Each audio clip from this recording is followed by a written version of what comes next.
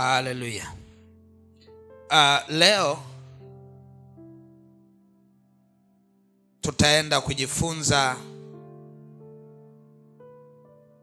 jambo muhimu sana kabla hatujaenda kwenye tukio letu la ndoa. Na tutaenda kujifunza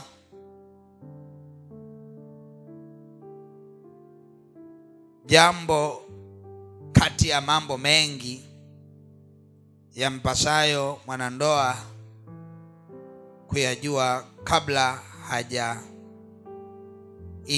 kwenye ndoa. Kuna mambo muhimu ambayo mwanandoa anatakiwa ayaelewe kabla hajaingia kwenye ndoa. Jambo hili litakuwa msaada kwa wanandoa wa leo. Pia litakuwa msaada kwa wanaotarajia kuingia kwenye ndoa. Lakini pia hata wale ambao tuko kwenye ndoa litakuwa ni msaada sana. Najua wengi tuna simu smartphone, sawa sawa. Huwa kuna kitu kinaitwa status. Wangapi mnajua kitu kinaitwa status kwenye simu yenu? Kinaitwa status. Mnaelewa? Okay. Sasa status ninaweza nisiielezee vizuri Kiswahili kama ilivyo, lakini elewa ya kwamba status kwa Kiswahili tunaweza tukasema wadhifa. Status, wadhifa wa mtu. Huyu mtu ni nani? Wadhifa wake ni nani? Huyu mtu ni mbunge. Huyu mtu ni rais. Huyu ni nani? Huyu ni mchungaji. Ndio status yake, ni mchungaji. Status ya huyu mtu ni nani? Ni mwalimu. Wadhifa wake kwa Kiswahili ni nani? Ni mwalimu. Wadhifa uko katika maeneo mengi sana. Hata kuoa ni wadhifa, kwamba sasa ameoa, ni status yake imebadilika kutoka kutokuoa, sasa ameoa.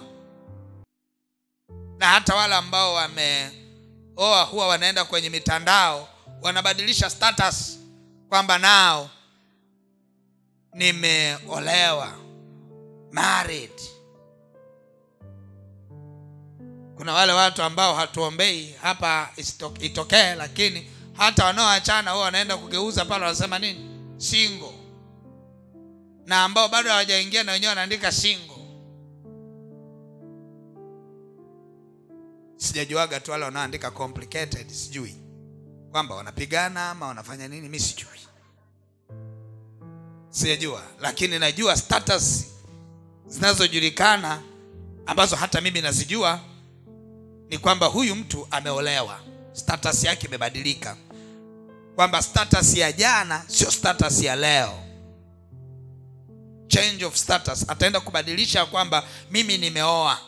Status ya jana sio status ya leo. Lugha yake ni nini? Unataka watu wote wanaokutazama wakutazame kwa mtazamo tofauti, sio mtazamo wa kwanza. Sasa tunaona hii status, kubadilika kwa status kumeanza lini kwenye masuala ya ndoa? Kulianza toka kipindi cha Adam na Hawa katika ile bustani ya Eden. Mara mwanadamu alipoumbwa, halafu akaumbwa na mwanamke kutoka katika mwanamume. Mwanamume alivyomwona mwanamke akajitangazia kwamba status yake atakapokuwa na huyo mwanamke itabadilika. Status yake itabadilika. Na status ikibadilika, kuna mambo mengi sana lazima na yenyewe yaambatane na mabadiliko ya status. zaidi ya hapo ni mtafaruku. Haleluya. Sasa tutaenda kuangalia katika kile kitabu cha Mwanzo sura ya 2 mstari wa 23 hadi 24. Mwanzo sura ya 2 kuanzia mstari wa 23 mpaka 24 nasema. Adam akasema, sasa huyu ni mfupa katika mifupa yangu, na nyama katika nyama yangu. Basi ataitwa mwanamke, kwa maana ametwaliwa katika mwanamume. Ndio. Kwa hiyo mwanamume atamwacha baba yake na Kwa hiyo mwanamume atamwacha baba yake na mama yake, naye ataambatana na mkewe, nao watakuwa mwili mmoja. Utaona maandiko yanaeleza kwa habari ya kubadilika kwa status. Adam anajielezea yeye mara alipomwona mwanamke, akasema sasa huyu ni mfupa katika mfupa wangu, ni nyama katika nyama yangu. Alafu anaeleza, anasema sasa huyu ataitwa mwanamke kwa sababu ametwaliwa katika mwanamume. Alafu anaanza kujieleza sasa kwamba status itabadilika. Anajianzia yeye mwenyewe, anasema kwa hiyo mwanamume atamwacha baba yake na mama yake, naye ataambatana na mkewe, nao watakuwa mwili mmoja. Kwa hiyo tunaongelea katika ulimwengu wa roho, kwa sababu katika ulimwengu wa mwili ni kwamba Sulemani akiwa Kariakoo, yawezekana kabisa Ailini akawa Tegeta. Lakini hili jambo ni la kiroho, kwamba hawa watu wanabadilisha status zao, kwamba sasa sio mtu mmoja. Kwa hata Ailini akiwa Tegeta hatajiona yeye peke yake, atajiona kuna kipande changu katika mwili wangu, katika ulimwengu wa roho hakipo, kiko sehemu fulani. Hata Sulemani akiwa huko atajua kabisa ya kwamba hapa sijakamilika mpaka kipande changu kiliko huko ndio kinachonifanya mimi nikamilike. Sasa tunapoongelea kwa habari hii, tunaongelea kwa habari ya kubadilisha mifumo ya maisha. Tunapoongelea change of status, tunaongelea kwa habari ya kubadilisha mifumo ya maisha. Leo hii unayemwona ni rais wa nchi, miaka kama 30 iliyopita yamkini alikuwa ni wa kawaida kabisa, na yamkini ulishawahi kukutana naye Kariakoo, na yamkini ulishawahi kuongana naye Kikumbo, lakini hukujua. Wengine yamkini hata mlishawahi muuzia hata dera, lakini hukujua. Unaona ni miongoni mwa wateja. Lakini leo hii kwa kuwa amebadilika status yake, hata ufanye nini huwezi ukamuona kirahisi kama ulivyokuwa unamuona mwanzo. Hata ndugu zake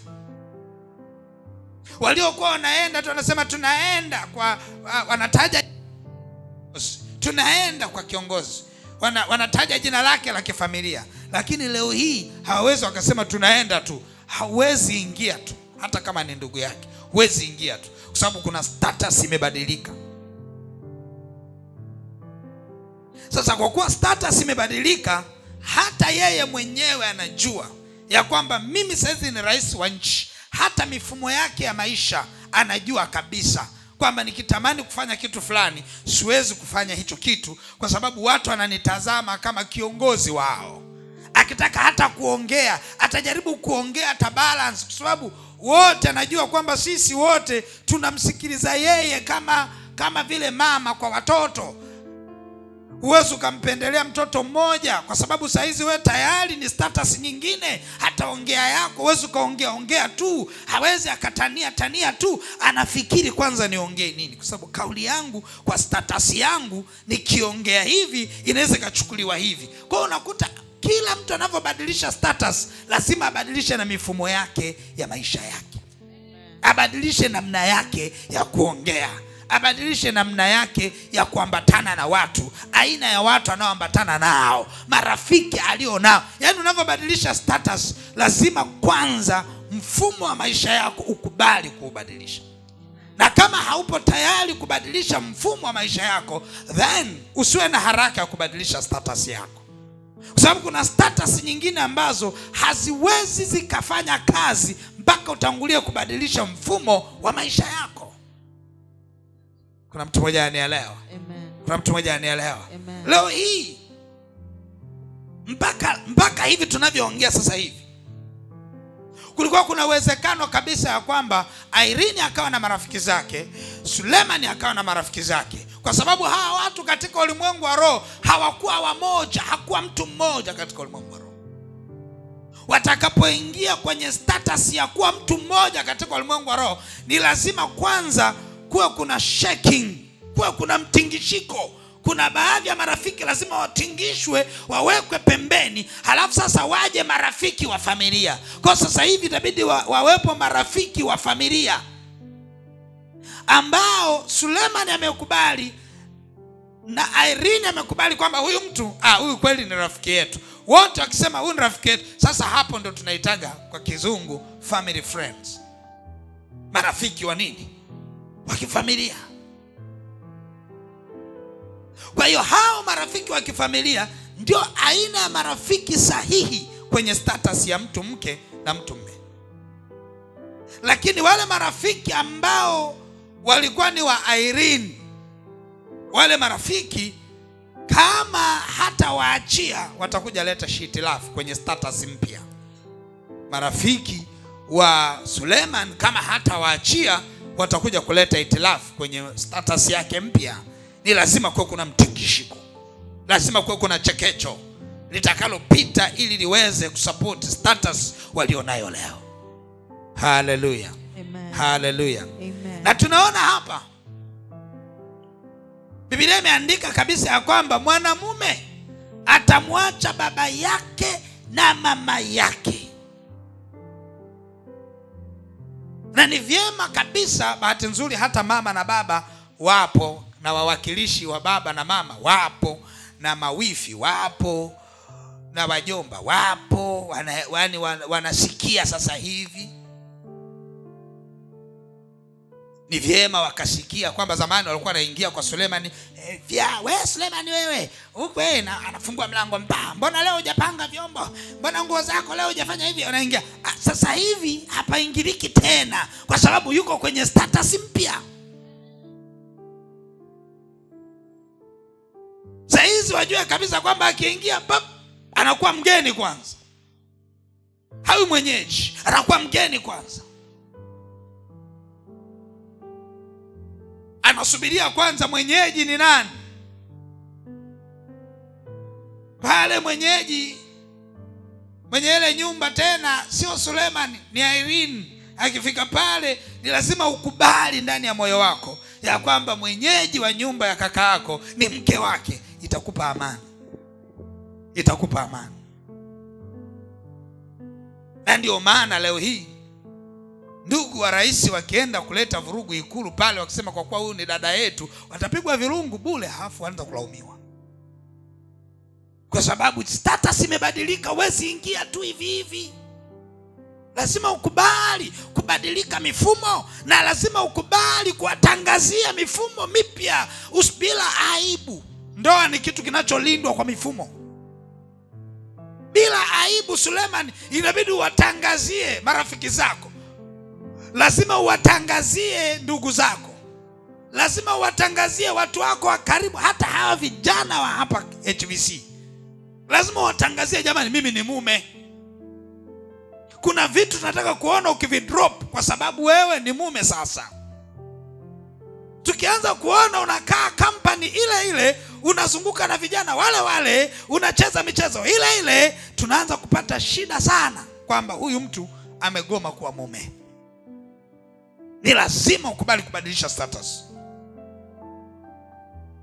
Ile mitaa uliyokuwa unatembelea ni lazima uibadilike, yani ni lazima. Na ndio maana kila kitu kina gharama. Hamna kitu ambacho kina gharama. Ukiamua kupata kitu fulani, you must pay the price. Lazima ulipe gharama. Kama unataka kuwa ukitaka ndoa yako iwe na afya, lazima ulipe gharama. Ulivyokuwa bachelor, unaweza ukaamkia kushoto, ukalalia magharibi. Ukienda Kibaha, ukiona umechelewa, nyumbani ni mbali na una kazi huko, unaingia kwenye kigesti, unalala, kesho yako unaamkia kazini. Wenye masuala ya ndoa hakunaga hiyo kitu. Labda mwenyewe akuruhusu. Na uwe radhi, anaweza kuambia nakuruhusu, lakini na mimi nimepanda dada na kuja huko. Kwa lazima uwe flexible. Uelewe ya kwamba sasa hivi kuna uhuru wako umeuza. Ukubali ya kwamba kama kuna marafiki wanaokuja nyumbani tu, anakuja anakuambia oya mshikaji. Wewe saizi sio mshikaji. Wewe saizi ni mume wa mtu. Hayo majina ya kihuni lazima uyapembue. Uachie hao waitane hivyo. Wewe ni mume. Usikubali majina ya namna hiyo, yasio na staha, yasio na heshima. Pata picha, wewe mke, unaona mume wako anaitwa mshikaji, unajisikiaje? Kwa wewe ni mke wa mshikaji. Ndio maana yake. Hapo unaanza kuhisi kama mume wako hajawa matured. Unaanza kuona kama mume wako ana utoto mwingi. Unaona kama anataka kuwa mume lakini amegoma, anataka kuwa kijana pia.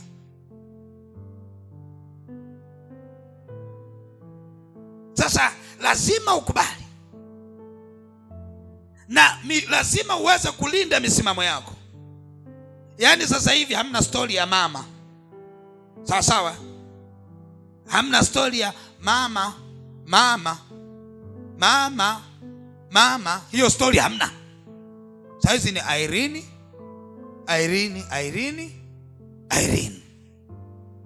Kuna mtu mmoja anaelewa. Na mama elewe, ili asijisikie vibaya. Saizi hamna baba. Sasa hizi na wewe ni baba. Mbele ya watoto wako kishaita mama, wanaanza kuchanganyikiwa. Sasa ni mama yupi? Kwa ni lazima uelewe. Na bahati nzuri sana unapokuwa mtu wa rohoni, ukielewa vitu vya rohoni, mhubiri wa kwanza wa maisha yako ni wewe. Na wewe ndio utakwenda kuhubiria familia yako ya kwamba Biblia inasemaje, kwamba sasa hivi inabidi niwaachilie ninyi. Sawa sawa? Usipomwachilia baba yako na mama yako, utaanza kupiga simu kwa mama, friji tugeuzie wapi? Friji ligeukie huku ama lisigeukie huku? Kuna mtu mmoja anaelewa. Na hili jambo sio kwa Sulemani tu, huwa analiongelea kila ndoa. Kwa sababu gani? Ndio mateso yaliyopo leo. Unanielewa pena? Na wale wageni mliokuja, na ile familia ya Sulemani na familia ya Irene, usije ukasema leo mchungaji ameamua kutoka anga. Hii ni habari ambayo naihubiri kwa watu wote na kila ndoa, kwa sababu ndio mateso. Mama hajaachiwa. Mama sipoachiwa, ukimshikilia mama ukamleta kwenye nyumba, vurugu haziishi. Mama akiingia anaona kama ni nyumbani kwake. Nani mwanangu mimi anapendagi sana karoti nyingi, anapendaga moja tu. Sasa wewe ukija leo, wewe ni mgeni. Si ajabu alivyonikubali mimi, alikubali na karoti 10. Kwa lazima umwambie mama hizo ni taarifa za zamani.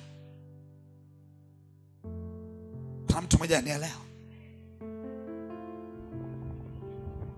Lakini pia lazima ujue ya kwamba unapobadilisha status lazima usimame kama baba. Baba ni mlinzi, ni kichwa. Yani lazima ukubali kuwa mlinzi wa mke wako, wa watoto wako, wa nyumba yako. Mlinzi dhidi ya nani? Mlinzi wa kiroho, kuhakikisha kwamba ibada zinaendelea hapo nyumbani. Mlinzi wa kimwili, kuhakikisha kwamba wewe unaweka mazingira ya ulinzi vizuri hapo nyumbani. Lakini pia mlinzi wa kihisia. Usikubali mke wako aguswe na yoyote.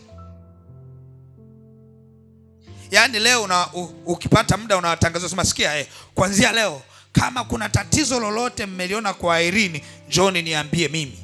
Alafu mimi nitajua nitamwambia wakati gani na saa gani, tukiwa kwenye mood gani. Usije kumpambanisha na mawifi zake. Ukaambia jamani, nendeni mkapambane naye, nyinyi mtajuana. Umemuuza. Na mtu mmoja anielewa.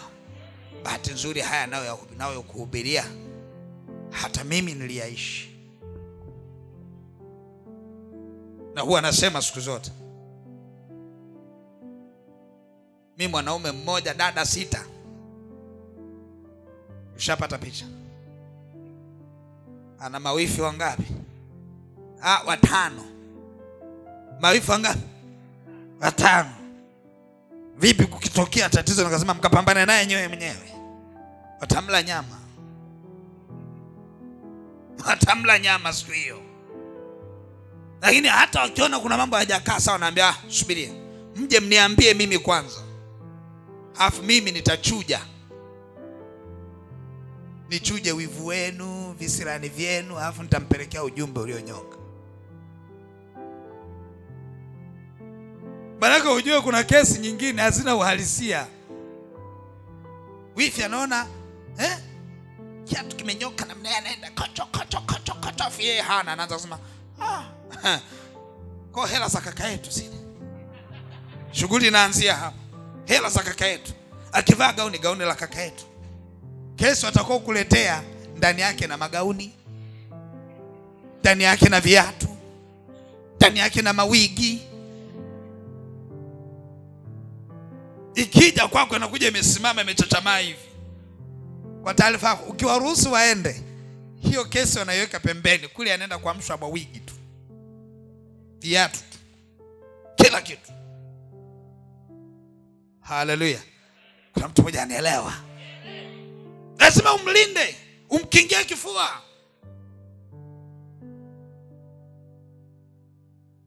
Yaani dada wajue kabisa kwamba wakitaka waone sura ya tofauti wamguse Irene. Saikolojia yao inajipanga tu kwamba pale tusimguse, tutaenda kuharibu. Ukiruhusu anze kumgusa, umeua familia yako. Na usidhani hiyo kesi iko kati yako na Irene, utaulizwa siku ya mwisho. Kwa nini uliuharibu moyo wa mtu uliyepewa ukae naye? Lazima ukubali kulipa gharama. Ili kabla ya kiapo pale useme, kwa kweli mchungaji, kwa somo la leo nipe wiki nikajipange. Kuna mtu mmoja anielewa? Na wanaume wote mnanielewa? Lazima ujue kumlinda. Lakini kumlinda kimsimamo. Wewe ndio kutoa msimamo wa familia yako, wa nyumba yako. Na utoe msimamo wenye akili, usije kuonekana mpuzi kwa watoto.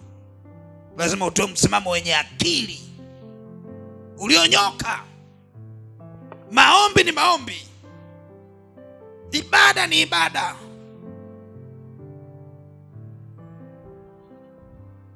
Na usimame ujue kabisa wewe ni baba. Yaani kuanzia leo wewe ni baba. Wewe ni baba. Watoto watakao kuja wanahitaji pampers, wanahitaji nini zile zinaitwa lactose hivi nini, wanahitaji sima krokoro kibao. Wakikuwa kidogo unadhani umeachana na Pampers, unashangaa ada. Sawa? Yote hiyo lazima ujue wewe ni baba. Usiende kulialia kwa mke wako. Maisha magumu sana. Januari. Ni vilio hivyo ambavyo vinaonyesha hauna mikakati. Toka mwezi wa 9 ulijua utakuja Januari. Ishughulikie Januari mwezi wa 10. Lazima tuwe wajasiri. Lazima tutengeneze kizazi cha wanaume wabaki kwa wanaume. Kwa sababu saizi kuna wanaume wanaowatafuta wanawake wenye hela. Kizazi cha hovyo kabisa hiki. Cha hovyo kabisa. Ambacho mpaka leo kinamwangalia mwanamke mwenye hela ni kizazi cha hovyo. Lazima baba asimame kama baba, ajue wajibu wake, ajue majukumu yake.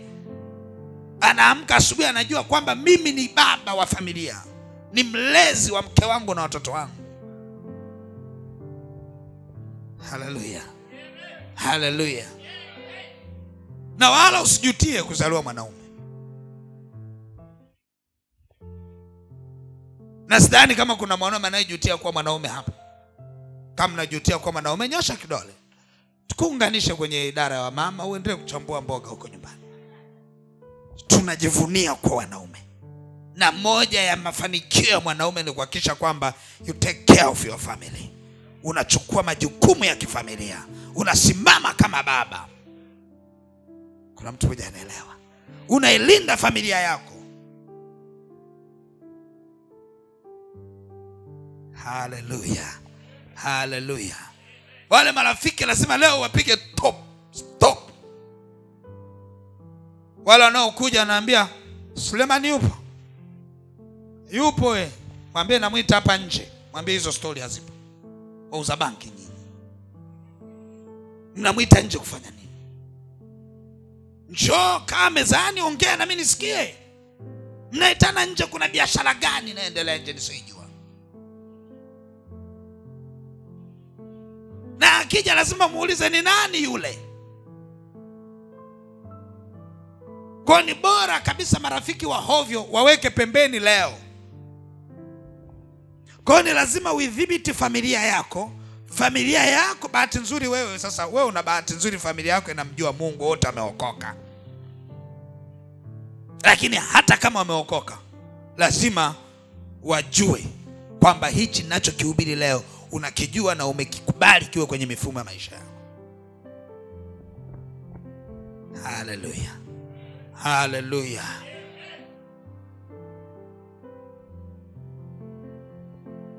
Na hivyo hata kwa mwanamke, majukumu ya mwanamke kuilea familia. Na mwanamke lazima ajue ya kwamba kama ana watoto 6, wa 7 ni ule mume wake.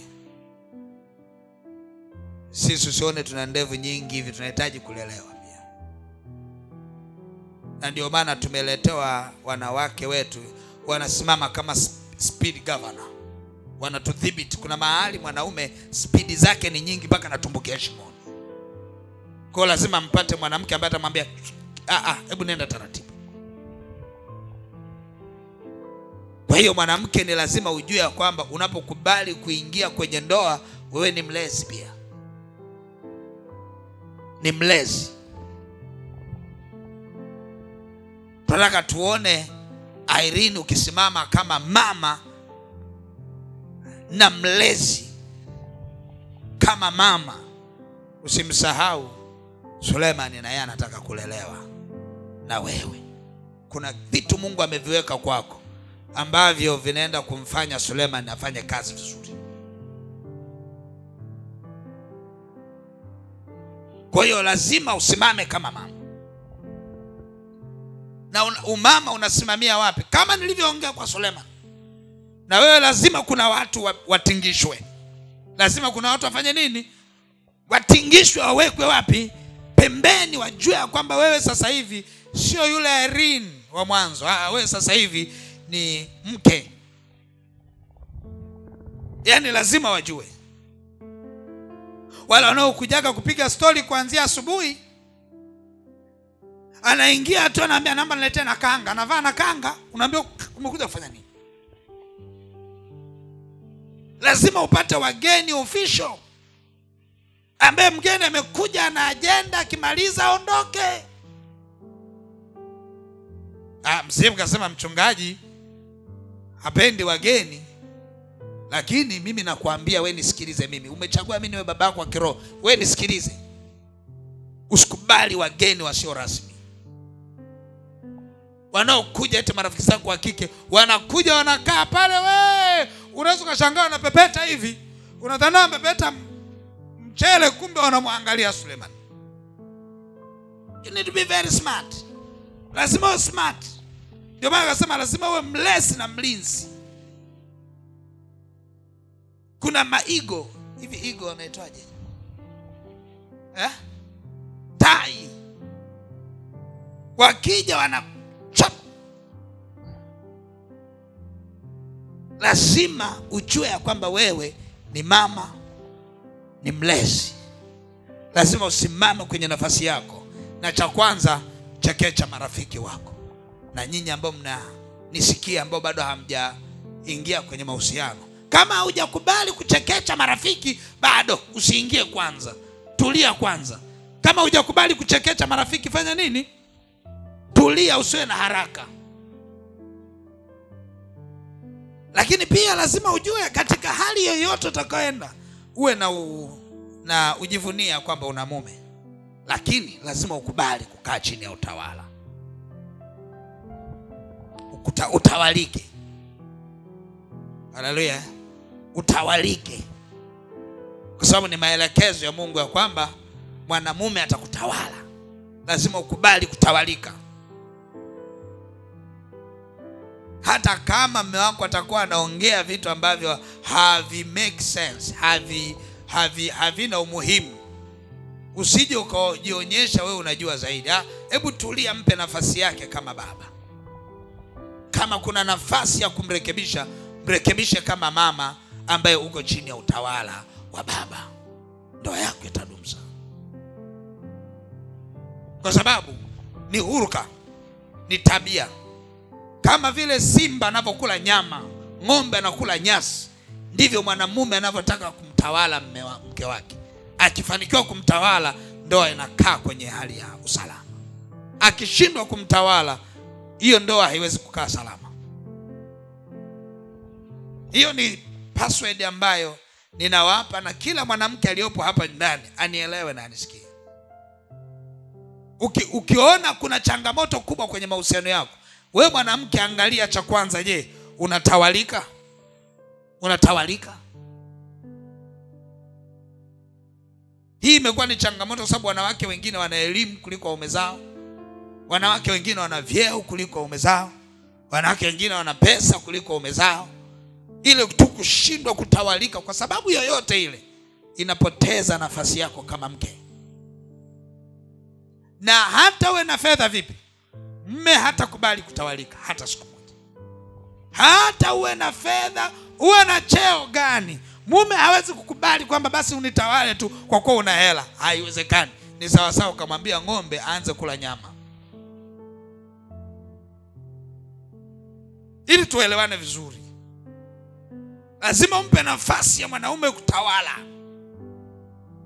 Hata kama hana hela, mpe nafasi atawale tu. Challenge kwamba sina hela, lakini usimwambie nitakutawala kwa kuwa una hela. Utawala katika ndoa haupo kwa mwanamke, upo kwa mwanaume.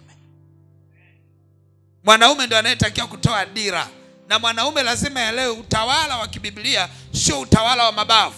Utawala wa kibiblia ni kutoa dira ya familia, miongozo ya familia, mikakati ya familia, njia sahihi za mikakati kuifanya familia yako iwe na furaha, kuifanya familia yako iwe na amani hata kama hamna uchumi mzuri. Hiyo dira anaitoa mwanamume.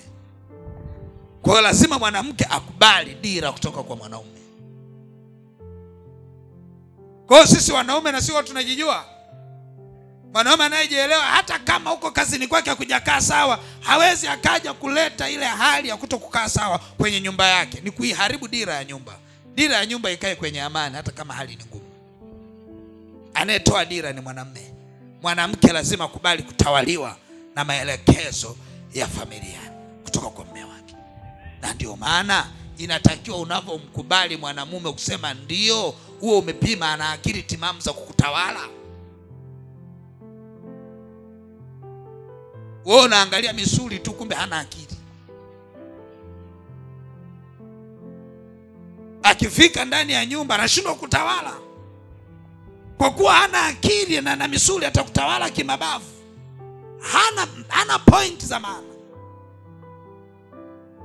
Anafika tu saa 2 anasema zimeni taa. Kwa nini? Zimeni tu.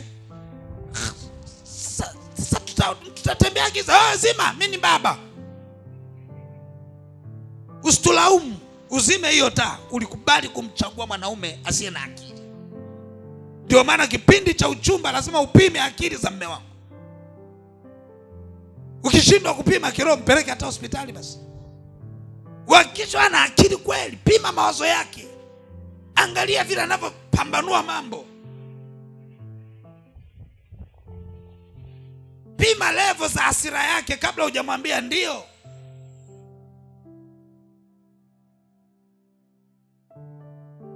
Sio akiwa na hasira anaenda anagonga gari lake mwenyewe, anavunja vioo, halafu baada hapo hasira zikisha anasema ni shetani. Shetani ametoka wapi? Shetani ametoka wapi? Kwa kila mtu anayejiandaa kuingia kwenye ndoa yake lazima upime mwanamume huyo anaweza kunitawala vyema kabla sijamwambia ndio. Kwa sababu kama hawezi kutawala, mwambie hapana. Kwa sababu wewe una akili kubwa kuliko yeye. Usidhani, usimuonee huruma. Atampata mwanamke mjinga ambaye akimwendea ataona kama amempata mtu mwenye genius. Lakini kumbe wewe ndio ulimuona hafai. Na nielewa mabinti, hii tabia kusema imradi ana hema, unakuja kumkuta anakubamiza tu huko ndani. Tumeelewana wapendwa? Kuna mtu mmoja anapona Kuna mtu mmoja anapokea material. Yapokea atakusaidia. Wewe binti ukubali kutawalika, tulia kwanza, usitafute mme. Mtu akija kuambia nataka nikuwa, mwambie sipo tayari. Sio kwamba baya, kwa sababu sijakubali kufanya nini? Kutawaliwa. Unatamani yani ukitaka kwenda Dubai wewe ni kukata tiketi huko. Kama tiketi umekatia hapo tunaunga huko. Unapanda ndege. Kama bado na maisha hayo, tulia kwanza, usiolewe. Kwa sababu ukiolewa husafiri kienyeji. Ni lazima mume wako aridhie. Na ana uwezo wa kusema no, usisafiri. Na uwe radhi, usinune.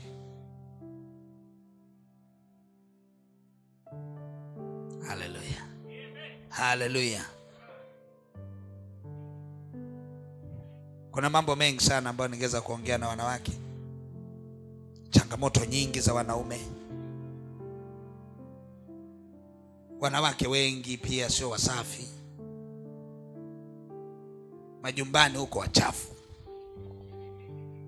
Vyombo vilivyoliwa leo anaenda kuviosha kesho asubuhi, ni uchafu huo. Mende wakizidi unakuja kwa mchungaji unadhani ni mende wa uchawi, kumbe ni wa uchafu. Lakini hii nataka kila mmoja nielewe, usafi wako tunaouona hapa leo uwepo na ndani pia. Weka vitu vyako vizuri, watoto wako wawe wasafi, hakisha mume wako msafi na wewe msafi, nyumba yako safi, mazingira masafi. Ni mambo mengi lakini nitaongea kwa sehemu, kwa sababu ndoa haishi hii tu. Hapa si kwetu HVC, foleni ya ndoa inatembea haraka sana. Kuna shida, nitakayobakisha leo nitaongea siku nyingine. Lakini mambo mengi ambayo natamani sana niyaeleze. Janga jingine kubwa ambalo tunaendelea nalo kwa sasa ni wadada wa kazi kuwa na flavor za wake kuliko wake. Unanielewa vizuri wa mama? Ninaposema flavor na maana gani? Wanayabeba majukumu ya mke, alafu na mke na yeye anakuwa kama baba, na yeye amenyosha miguu.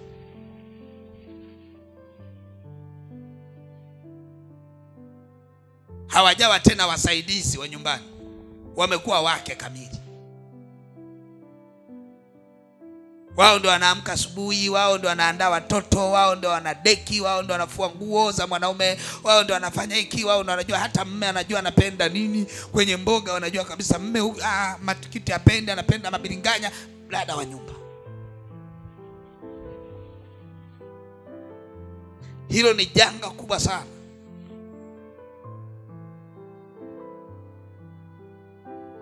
Na wanaume wengi sio waongeaji. Hata kama unajua mume wako muongeaji, lakini sio muongeaji. Wanawake wengi ni waongeaji, hata kama mke wako mkimya ni muongeaji. Hiyo ndio opposite yake. Hakuna mwanamke ambaye haongei. Hamna. Hakuna. Wanawake wote Bwana aliachilia upako wa midomo.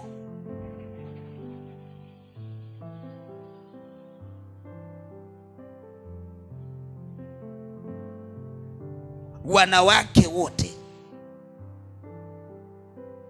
Naomba tu msijisikie vibaya. Msijisikie vibaya. Kujisikia vibaya ni kuukosoa uumbaji wa Mungu. Mwanamke ukiona anatembea hivi, hujamgusa tu. Kuna mahali hujamchokoza vya kutosha. Kimchokoza utajua kwamba yeye ni mwanamke. Na mwanaume hata akiwa anaongea sio muongeaji. Kuna mahali wanakaa halafu anashindwa kuongea, anakaa navyo. Usidhani kuna mwanaume anayependa kuhudumiwa na dada wa nyumbani. Hayupo dunia hii. Hayupo. Kwa ukiruhusu dada wa nyumbani ampelekee maji mume wako, unatengeneza bomu usilolijua.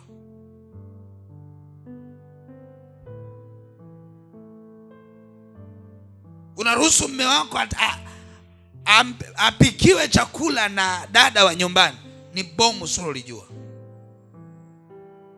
Kila siku unazidi kupoteza radha kama mwanamke kwa mume wako, kwa sababu umeuza uzaliwa wako wa kwanza, umempa dada wa kazi. Baada hapo mnakazana tu kwa fukuza dada wa kazi, kisa mume wako amemtaja mara 3. Roho mbaya tu hizo. Huyu dada wa kazi, hapana mimi simuelewi. Bwana kesho tunamkatia tiketi anaondoka. Kumbe kisa mume wako amemsifia kwamba chakula chake kizuri sana. Chakula kizuri. Alafu ndio kengele analia nganga, amepika dada. Anambia kesho aondoke. Nimeota usiku kama ni mchawi anatoroka. Ndio maana hatuvuki.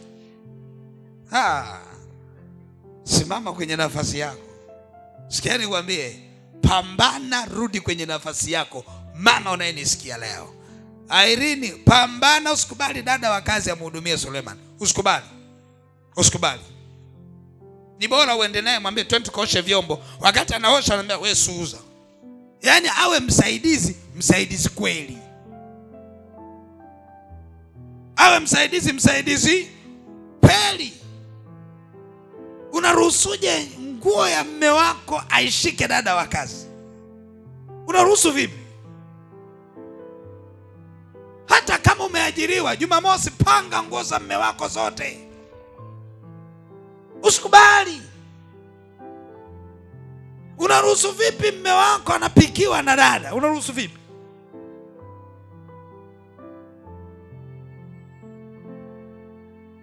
Kesho na kesho kutwa unaweza kuhukumu. Naona mnavyoangaliana tu. Wewe uone ambavyo upiki chakula. Wasiangaliane, watafanyaje? Anampikia, anamnawisha mikono. Sawa sawa. Yeye ndo anayepiga goti lile. Yaani anasikia flavor ya goti kwa dada wa kazi. Wewe ukinawisha unanawisha kama mwanamume mwenzio. Eti kisa mmezoeana naye. Ni ujinga huo. Ni ujinga huo. Unamnawisha, usilete mazoea na mume wako mpaka kadhani ni mwanamume mwenzio ama mwanamke mwenzio. Kama ulikuwa unapiga magoti, piga magoti. Kipindi cha uchumba ulikuwa unapiga, piga na leo. Sio umechachamaa namna hii. Leo unatembea umechachamaa namna hii.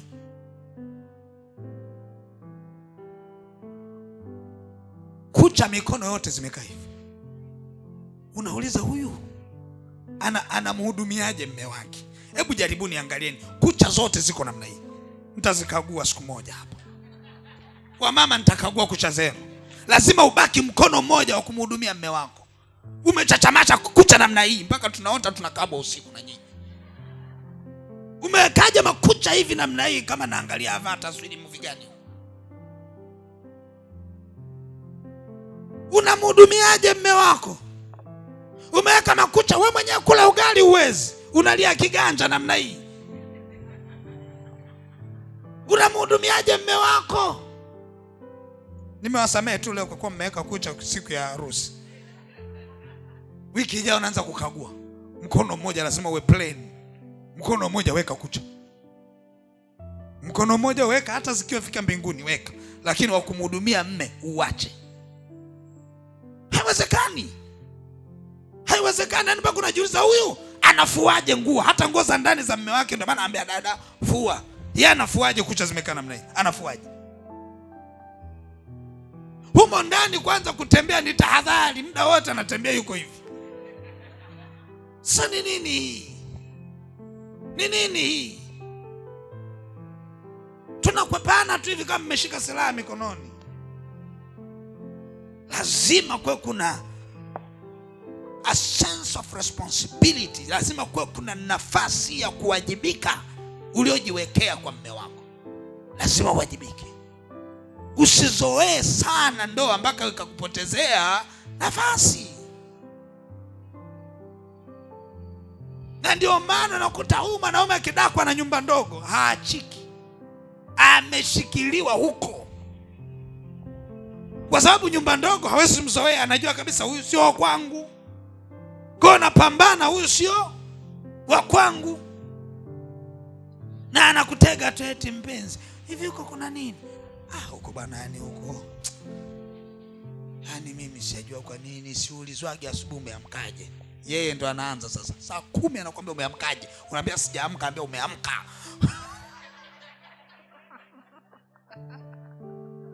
Anaziba nini? Magepu. Yote inatokana na mazoea. Unamzoea mpaka unapoteza radha. Lazima ujue kwamba mume uliye naye na unatakiwa uishi naye kana kwamba mmekutana naye leo. Ndio hutapoteza radha.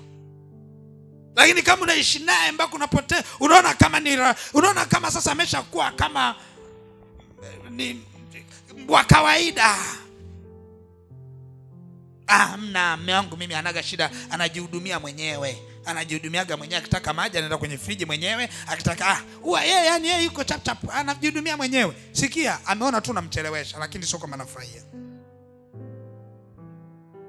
Baki anaona akikwambia umpikie, utazunguka hapa, utaenda hapa, utaenda kugombana na mtu kwanza ndio urudi kupika. Anaona nitachelewa. Lakini sio kwamba apendi chakula chako. Anaona akiagiza maji utaleta baada ya masaa mawili. Anaona bora akachukue. Sio kwamba anapenda, ila unazidi kupoteza test. Na mtu mmoja anaelewa. Wa mama mnanielewa vizuri? Nilikuwa naongea na wababa. Sawa. Sasa naongea na wamama. Nilivyokuwa naongea na wababa, mliona kama ndio ninawaishia wao tu. Lazima tu balance. Lazima tufanye nini? To balance. Ni mengi lakini niongee hii. Wale wanaonuna nyasha mikono hicho namna. Taalamu wa kununa kweli kweli. Sikia nikwambie, usimnunie mume wako, kwa sababu asilimia kubwa ya wanawake wananuna sana. Japo na wanaume baadhi tutawajadili kwenye meeting zetu, tutawajadili na wenyewe huwa wananuna. Tunafikiria kuwa transfer, kwa sababu tabia za kununa hatukuumbiwa wanaume. Na ndio maana mwanaume yote anayenuna huwa kwetu kule tunamuita nani? Ana tabia za, au naongea uongo wanaume? Mwanaume anayenuna ana tabia gani? Kwa hiyo tumezikataa. Ndio maana ukija unanuna tunakuambia tabia zako ni za wapi?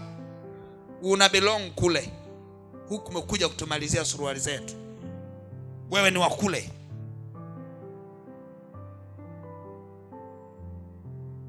Irene mwanangu, usimalize matatizo kwa kununa.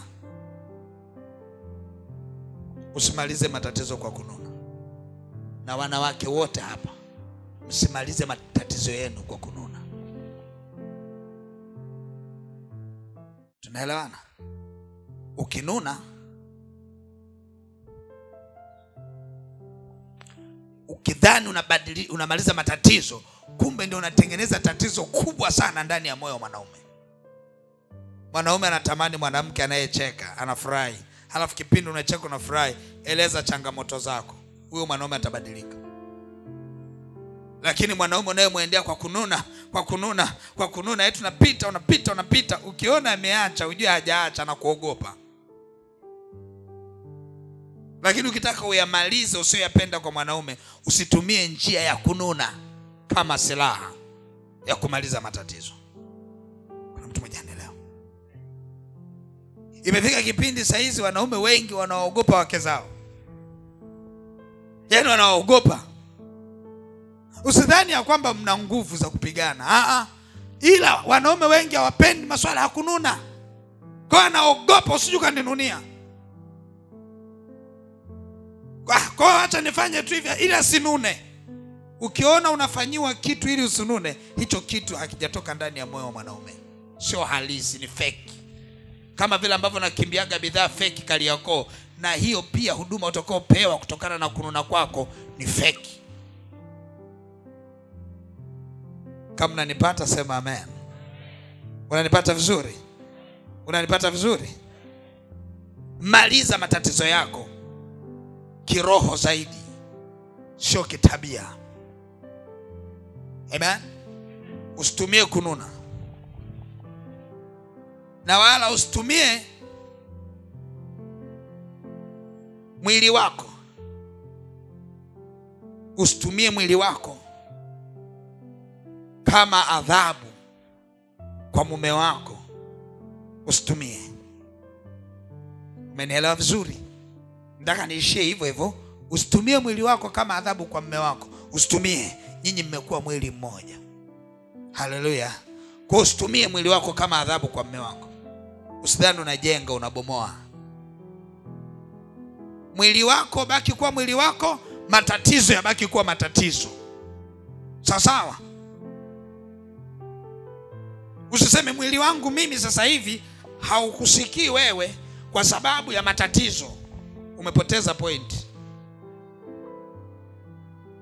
Tunaelewana vizuri? Usiseme mwili wangu haukusikii wewe kwa sababu ya tatizo linaloendelea. Unapoteza nini? Point. Matatizo yabaki kwa matatizo. Kama unadhani mwili wako hauwezi kumsikia mwenza wako kwa sababu ya matatizo yanayoendelea, pambana umalize matatizo yako haraka. Usiyakuze akakaa miezi na miezi. Unapoteza point. Mwenye masikio nadhani ameelewa vizuri. Tumeelewana vizuri? Tumeelewana vizuri? Na ukilisikia hili, utakuwa umekomesha, umesaidia kwa asilimia kubwa kukomesha makahaba wanaojipanga mtaani. Wale makahaba wanaojipanga mtaani wanatatua matatizo yanayoendelea kwenye ndoa. Usiruhusu kahaba aje atatue tatizo la kwenye ndoa yako. Are you there? Unanielewa vizuri? Usiruhusu, usimpe nafasi kahaba. Usimpe nafasi nani? Kahaba. Kwa sababu Biblia inamtambulisha kahaba na ulimi wa kahaba kuwa ni ulimi wenye kupotosha. Dakika moja unaweza kufanya upotoshaji mkubwa. Usikubali mume wako amsogelee kahaba. Usiweke vikwazo. Epuka kuweka vikwazo. Mmenielewa vizuri? Mmenielewa vizuri? Mheshimu mke wako, mheshimu mume wako. Muone yeye wa thamani. Ajione ana haki na wewe una haki na yeye. Sawa sawa? Asione kama maisha yenu ya mke na mme ni ya kifursa, kwamba fursa ikitokea isiwe ni fursa. Wacha maisha yako na mme wako yawe ni maisha ya uhuru. Wacha maisha yako na mme wako yawe maisha ya nini? Ya uhuru. Mme wako ajisikie huru na wewe ujisikie huru na mme wako, pasipokuwa na vikwazo hapa katikati.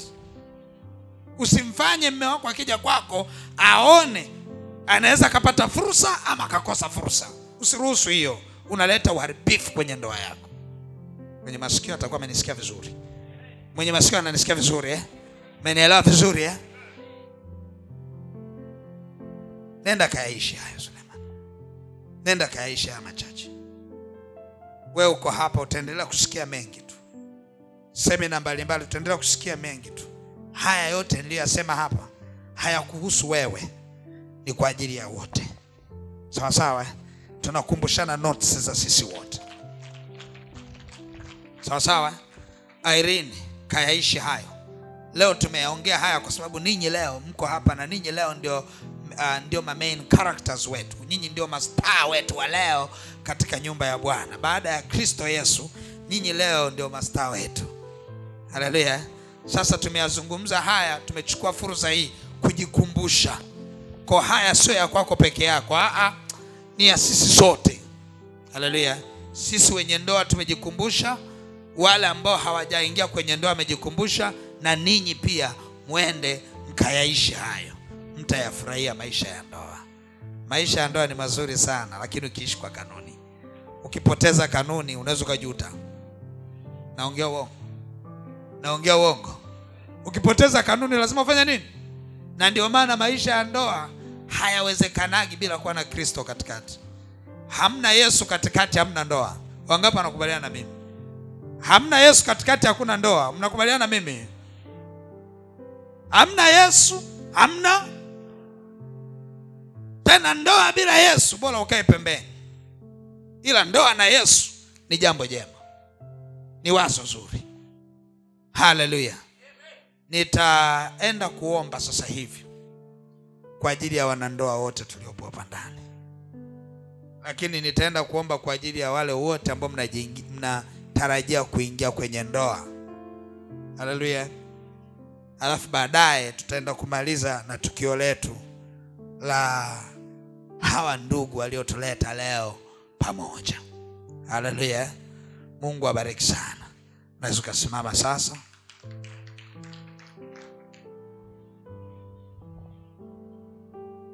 Sema Roho Mtakatifu. Roho Mtakatifu. Ninachukua yote ulioyakumbusha kwenye maisha yangu. Ninaomba neema yako tu. Inifunike. Roho Mtakatifu. Unapoongoza ndoa ya leo. Yatibu maisha yangu ya ndoa. Bwana Yesu. Milango iliyofungwa ifunguliwe. Milango iliyofungwa kwenye ndoa yangu ifunguliwe leo. Katika jina la Yesu. Milango iliyofungwa ifunguliwe leo. Katika jina la Yesu. Amani iliyopotea kwenye ndoa yangu irejee leo. Giza lililogubika uchumba wangu liondoke leo. Bwana Yesu. Ponya maisha yangu ya mahusiano. Ponya maisha yangu ya mahusiano katika jina la Yesu. Nipe neema. inifunike katika jina la Yesu.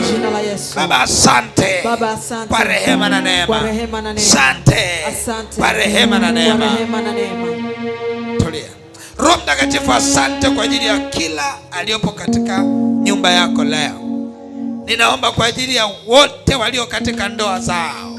Baba, ninaomba amani ya ndoa zao. Baba, ninaomba kwa ajili ya wote ambao wanahitaji kuingia katika mahusiano ili kuweza kuifikia ndoa zao.